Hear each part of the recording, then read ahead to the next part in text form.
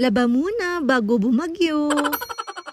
Bago nga dumating si Bagyong Egay ay humabol nga muna ako sa paglalaba. Eto nga't kunti nga lamang kaya naman ikinuskus ko na. Eto nga't ang ganda-gandang ng panahon kaya naman talagang hinabol ko pa talaga yung araw. Sana all hinahabol, cherries. Dito na nga lang ako sa CR nagbanlaw dahil nga mas marami ang tubig. At syempre para malinisan ko na rin itong CR namin, ganun. Ay naapo, dyan ba naman naguhugas ng puwet si Arkidandan, cherries. So yun, itong mga basahan ay hinabol ko na nga ring binanlawan dito sa labas. Balingat may tubig naman yung drum namin dito sa labas kaya naman binanlawan ko na lang talaga dito. At dahil nga hinahabol ko talaga si Haring Araw ay sinampay ko na nga rin agad-agad yung mga basahan dito. Kapag nga umuulan ay pinakakailangan talaga namin itong mga basahan. Dahil nga pumapasok minsan yung ulan dito sa loob ng bahay. Ay naapo, ang hirap ng may bahay na umuulan din sa loob pag umuulan, charis. Tanghali na nga't hindi pa nga rin ako nakapaghilamos. O jiba, natunaw na lang talaga yung mga muta ko dyan, charis. At eto nga ngayon yung pinaka morning routine ko. Pagkatapos ko